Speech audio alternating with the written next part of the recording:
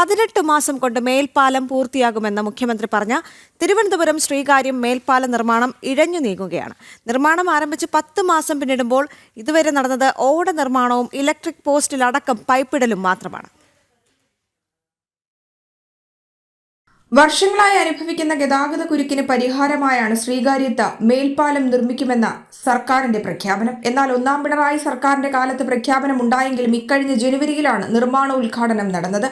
നിർമ്മാണം ആരംഭിച്ച് 10 മാസം പിന്നിടുമ്പോൾ ഇതുവരെ ആകെ നടന്നത് ഓട നിർമ്മാണവും ഇലക്ട്രിക് പോസ്റ്റ് ഇടിയിലും പൈപ്പിടിയിലും മാത്രമാണെങ്കിലും അതും ഇതുവരെ പൂർത്തിയായിട്ടില്ല.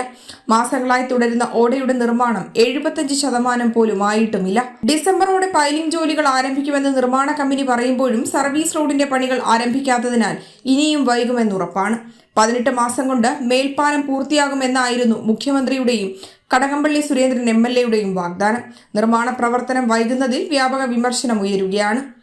ശ്രീകാര്യത്ത് മേൽപ്പാല നിർമ്മാണം 1.5 വർഷത്തിനുള്ളിൽ പൂർത്തിയാക്കുമെന്ന് പ്രഖ്യാപിച്ചിട്ട് അടിസ്ഥാന പ്രവർത്തനങ്ങൾ പോലും പൂർത്തിയാക്കിയിട്ടില്ല. ആദ്യം സർവീസ് റോഡ് പൂർത്തിയാക്കുമെന്ന് പറഞ്ഞു. ഇപ്പോൾ സർവീസ് റോഡ് പോയിട്ട് അടിസ്ഥാനപരമായി മാറ്റേണ്ട പൈപ്പുകൾ ഇട്ടിട്ടില്ല, പോസ്റ്റ് ലൈറ്റുകൾ മാറ്റി സ്ഥാപിച്ചിട്ടില്ല. യാതൊരുവിധ പ്രവർത്തനവും മുന്നോട്ട് കൊണ്ടുപോകാൻ ഈ സർക്കാരിന് കഴിഞ്ഞിട്ടില്ല.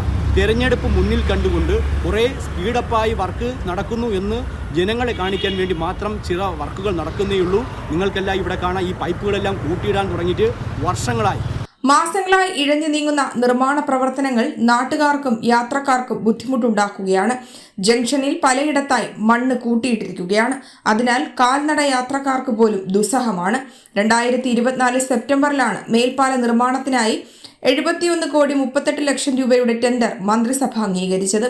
177.52 ലക്ഷം രൂപയാണ് പദ്ധതിയുടെ നിർമ്മാണ ചിലവായി കണക്കാക്കുന്നത്.